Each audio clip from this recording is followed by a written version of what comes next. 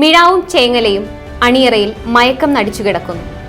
നഗീറിന്റെ പെരുമ്പറ മുഴക്കവും ബാങ്കുവിളികളുടെ ആരോഹണ അവരോഹണങ്ങളും മൗനത്തിൽ ഒളിക്കുന്നു. അപ്പോൾ ഇരിങ്ങാലക്കുടയുടെ നീലനഭസിൽ രണഭേരി മുഴങ്ങുകയായി. വരാനിരിക്കുന്ന മത്സരപ്പോറ്റിന്റെ കൊമ്പുവിളി ജനപക്ഷം 2025. വിജനമായ ഊടുവഴികൾ തിരക്കേറിയ തെരുവുകൾക്ക് വഴിമാറുന്നു. വാഗ്ദാനങ്ങളും പ്രതീക്ഷകളും ജനങ്ങളിൽ നൂറുമേനി പൊലിയളക്കുന്നു. മനസ്സുകളിൽ നിന്നും കാതുകളിലേക്ക് ആഘോഷത്തിന്റെ ആരവം പടരുന്നു.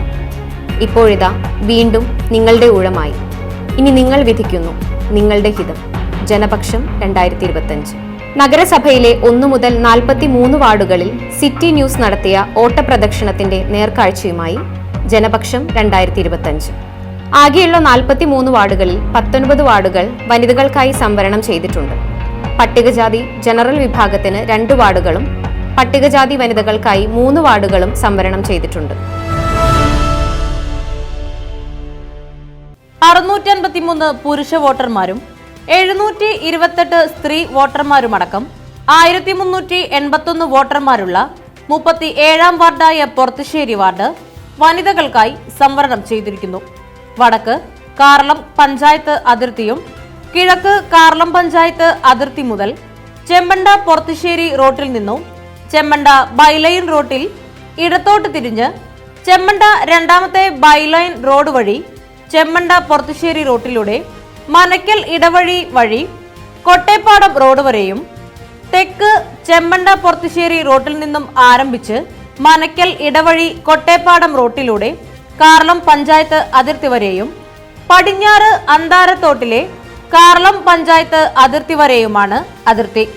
UDF സ്ഥാനാർത്ഥിയായി ഡാലി ജോബ്, NDA സ്ഥാനാർത്ഥിയായി വിജയകുമാരി അനിലൻ, LDF സ്ഥാനാർത്ഥിയായി ഷീബ ശശിധരൻ എന്നിവരാണ് ജനവിധി തേടുന്നത്. അതായത് കുടിവെള്ളക്ഷാമമാണ് ഇവിടുത്തെ ജനങ്ങളുടെ ഏറ്റവും വലിയൊരു ബുദ്ധിമുട്ട് എന്ന് പറയുന്നത്. അപ്പോൾ എന്നെ ജയിപ്പിക്കുകയാണെങ്കിൽ എന്നാൽ കഴിയുന്ന വിധം എന്തായാലും അതിനൊരു പരിഹാരം തീർച്ചയായിട്ടും ഉണ്ടാക്കിയിരിക്കും. പിന്നെ അതുപോലെ തന്നെ നനവെള്ളം, അത് നനവെള്ളം ഉണ്ടെങ്കിൽ കിണറുകളിലെ വെള്ളം എന്നും ഉണ്ടാകുമെന്നാണ് ജനങ്ങൾ പറയുന്നത്. അപ്പോൾ അതിന് എന്തായാലും ഒരു സൊല്യൂഷൻ എന്തായാലും ജനങ്ങൾക്ക് വേണ്ടിയിട്ട് അത് ചെയ്തിരിക്കും. ആദ്യം കൊടുക്കുന്നത് കുടിവെള്ളക്ഷാമത്തിന് തന്നെയായിരിക്കും ആദ്യം പ്രയോറിറ്റി കൊടുക്കുന്നത്. പിന്നെ അതുപോലെ ജനങ്ങൾക്ക് എന്താണോ ആവശ്യം, അവരെന്താണോ പറയുന്നത് അതിനനുസരിച്ച് അവർക്ക് പറ്റാവുന്ന എല്ലാ കാര്യങ്ങളും ചെയ്തു കൊടുക്കും. അതുപോലെ തന്നെ സ്ട്രീറ്റ് ലൈറ്റുകൾ അത് എല്ലാ റോഡുകളിലും സ്ഥാപിക്കാനുള്ളത് ചെയ്യും. അതുപോലെ റോഡുകൾ ഏതാണോ ഉപയോഗശൂന്യമായി കിടക്കുന്നത് അതൊക്കെ ഉപയോഗയോഗ്യമാക്കി കൊടുക്കാനായിട്ട് ശ്രദ്ധിക്കും. വിഷയങ്ങൾ നമ്മുടെ വികസനം തന്നെയാണ്. നമ്മുടെ ഇരിഞ്ഞാലക്കുടയുടെ വികസനം തന്നെയാണ് ഞങ്ങൾ ഉയർത്തി കാണിക്കുന്നത്. കാരണം റോഡുകളായാലും മറ്റുള്ള പദ്ധതികളായാലും വേണ്ട വിധത്തിൽ പ്രവർത്തിക്കാനായിട്ട് ഇരിഞ്ഞാലക്കുട നഗരസഭയ്ക്ക് സാധിച്ചിട്ടില്ല. UDF വൻ പരാജയം തന്നെയായിരുന്നു. കാരണം കഴിഞ്ഞ 25 വർഷമായിട്ട് UDF ഭരിച്ചിട്ട് നമ്മൾക്ക് എന്തായാലും നമുക്കറിയാം ഇത്രയൊക്കെ കാര്യങ്ങൾ ചെയ്തിട്ടുള്ളൂ. കാരണം ഒന്ന് ചുറ്റും കണ്ണോടിച്ചാൽ തന്നെ അറിയാം റോഡുകളുടെ അവസ്ഥ. പിന്നെ ഒരുപാട് സ്ഥാപനങ്ങൾ പണിതിട്ടിട്ടുണ്ട് ഇരിഞ്ഞാലക്കുട നഗരസഭയിൽ, ഒന്നും പ്രവർത്തിക്കുന്നില്ല. ഉദാഹരണത്തിന് എൻ്റെ വാർഡിലൊരു സാംസ്കാരിക നിലയം, പാറപ്പുറ സാംസ്കാരിക നിലയം, ഒരു 30 ലക്ഷത്തോളം രൂപ ചെലവിട്ടിട്ട് നമ്മൾ ചെയ്ത കാര്യങ്ങളാണ്. അതിന് ലാസ്റ്റ് വന്നപ്പോൾ അവർ വെള്ളത്തിൻ്റെ ആയാലും കറണ്ടിൻ്റെ ആയാലും പ്രശ്നം പറഞ്ഞത് ഉദ്ഘാടനം ചെയ്യാൻ സാധിച്ചില്ല. ഞങ്ങളത് പ്രതിഷേധമായിട്ട് ഞങ്ങൾ BJP ഞങ്ങൾ ഉദ്ഘാടനം ചെയ്തു. അത് കുറച്ച് ദിവസങ്ങൾക്ക് മുൻപ് ഞങ്ങളത് ഉദ്ഘാടനം ചെയ്തു. അത്രയ്ക്കാണ് ഞങ്ങൾക്കിവിടെ. കാരണം ഒരു വികസനത്തിനും അവർ നമുക്ക് ഇത് തരുന്നത്. സ്റ്റാൻഡിങ് കമ്മിറ്റികളാണെങ്കിൽ അവർ 6 പേരാണ് സ്റ്റാൻഡിങ് കമ്മിറ്റി ഉള്ളത്. LDFൻ്റെ 3 പേരും UDFൻ്റെ 3 പേരാണ് സ്റ്റാൻഡിങ് കമ്മിറ്റി ഉള്ളത്. അപ്പോൾ നിലവിൽ ആ 6 സ്റ്റാൻഡിങ് കമ്മിറ്റിയും കൂടിയാണ് സ്റ്റിയറിംഗ് കമ്മിറ്റി. ആ സ്റ്റിയറിംഗ് കമ്മിറ്റിയാണ് അവിടെ ഭരണം നടത്തുന്നത്.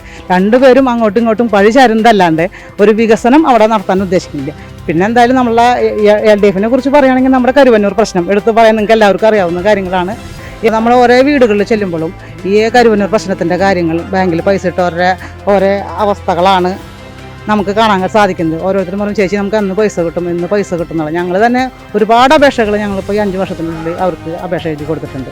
അപ്പോൾ ഇവർ എന്ത് തന്നെ പറഞ്ഞാലും അവർ പല കള്ളത്തരങ്ങളും പറഞ്ഞിട്ട് വോട്ട് മേടിക്കാൻ പോകുന്നുണ്ട്. ഞങ്ങളൊരു നോണയും പറയുന്നില്ല. ഞങ്ങൾ വാർഡിൽ ചെയ്ത വികസന പ്രവർത്തനങ്ങളെ മുൻനിർത്തിക്കൊണ്ട് തന്നെയാണ് ഞങ്ങളിവിടെ വോട്ട് ചോദിക്കാൻ ഇറങ്ങുന്നത്.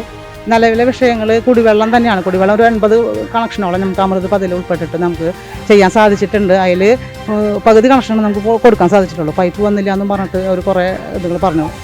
ഒരു 13 കോടി രൂപയുടെ ആണ് ഫണ്ട് വന്നിട്ടുള്ളത് അമൃത് പദ്ധതി. അതിൽ അവർ പറയുന്നുണ്ട് അമൃത് പദ്ധതി 13 കോടി രൂപ അവിടെ ചെലവഴിച്ചെന്നുള്ളത് നമുക്ക് കാണാൻ സാധിക്കുന്നില്ല. ഇപ്പോൾ UDF ആണ് ഭരിക്കുന്നത്. അവർ പറഞ്ഞു 13 കോടിയുടെ പദ്ധതി നമുക്ക് കൗൺസിലിൽ അംഗീകരിച്ച കാര്യങ്ങളാണ്. പക്ഷേ നമ്മുടെ വാർഡിലേക്ക് ഏറ്റവും ഉയർന്ന പ്രദേശമാണ് തലയണക്കുന്ന് പ്രദേശം. നമുക്കിവിടെ കുടിവെള്ളം ഭയങ്കര ബുദ്ധിമുട്ടാണ്. ഞങ്ങൾ വന്ന് കയറി അന്ന് തുടങ്ങി ഞങ്ങൾ പറയുന്നതാണ് ഈ കുടിവെള്ളത്തിൻ്റെ ക്ഷാമം. പക്ഷേ ഇപ്പോഴാണ് ഞങ്ങൾക്കൊരു പൈപ്പ് അവിടെ കിട്ടിയത്. അത് കുറേ സമ്മർദ്ദം വാട്ടർ അതോറിറ്റിയുമായിട്ട് സമ്മർദ്ദം ചെലുത്തിയിട്ടാണ് നമുക്ക് ഈ കാലഘട്ടത്തിൽ ഇപ്പോൾ ഇപ്പോൾ ഇന്ന് വെള്ളം ഇട്ടിട്ടുണ്ട്. നമുക്ക് കിട്ടുമോ ഇല്ല എന്നുള്ളത് നമുക്കറിയില്ല. അപ്പോൾ പൈപ്പ് ഇട്ടിട്ടുണ്ട്. കഴിഞ്ഞ ദിവസങ്ങളാണ് ഇട്ടത്. അപ്പോൾ ഒരുപാട് കണക്ഷനുകൾ ഞങ്ങൾ കൊടുത്തിട്ടുണ്ട്, അപേക്ഷ കൊടുത്തിട്ടുണ്ട്. അതിൽ പകുതി കണക്ഷൻ ഞങ്ങൾക്ക് കിട്ടിയിട്ടുള്ളൂ. ഏറ്റവും കൂടുതൽ രൂക്ഷമായിട്ട് നിൽക്കുന്നത് കുടിവെള്ളം തന്നെയാണ്. കഴിഞ്ഞ 2015-20 കാലവർഷത്തിൽ ഞാൻ കൗൺസിലറായി നിന്ന സമയത്ത് തുടങ്ങി വെച്ച ഒരു പദ്ധതികളും പൂർത്തീകരിക്കാനായിട്ട് ഈ കഴിഞ്ഞ 5 വർഷക്കാലം അപ്പോഴത്തെ കൗൺസിലർക്ക് കഴിഞ്ഞിട്ടില്ല. അതുപോലെ തന്നെ നമ്മൾ പുതിയ റോഡുകളായാലും 2 പുതിയ റോഡുകൾ ഞാൻ വന്ന സമയത്ത് ഉണ്ടായിട്ടുണ്ട്. 2-3 കൽവർട്ടുകൾ, അതുപോലെ തന്നെ 48 വീട്, ശാരദാ കുഞ്ഞൻ സാംസ്കാരിക നിലയം നമ്മൾ 15 ലക്ഷം വെച്ചിട്ടാണ് അത് തുടങ്ങിയത്. അതിപ്പോഴും പൂർത്തീകരിക്കാനായിട്ട് ഇപ്പോഴത്തെ കൗൺസിലർക്ക് സാധിച്ചിട്ടില്ല. ഇനി നമ്മൾ ഇതിൽ ഞാൻ ജയിച്ചു വന്നാൽ നമുക്ക് ജനങ്ങൾക്ക് ഞങ്ങളുടെ ഭാഗത്ത് കുടിവെള്ളത്തിനായിട്ടും ഭയങ്കര ബുദ്ധിമുട്ടുള്ള സ്ഥലമാണ്. ആ സ്ഥലത്തിലേക്ക് നമുക്ക് ഇനിയും ഒരു പുതിയ കുടിവെള്ള പദ്ധതിയും ലിഫ്റ്റ് ഇറിഗേഷനും പുനരുദ്ധരിക്കാനുള്ള സാധ്യത ഞാൻ കാണുന്നുണ്ട്. അത് എൻ്റെ കഴിവിൻ്റെ പരമാവധി എന്നെ വിജയിപ്പിച്ചു കഴിഞ്ഞാൽ ഞാൻ ചെയ്തിരിക്കും. UDFൻ്റെ ഭരണം നല്ലൊരു ഭരണമായിട്ട് ഇതുവരെ തോന്നിയിട്ടില്ല. അത് തുടർന്ന് പോണേൽ എല്ലാ ആൾക്കാർക്കും നമ്മളോട് യോജിച്ച് പോകുന്ന എല്ലാവർക്കും അതിനെപ്പറ്റിയുള്ള അഭിപ്രായമില്ല.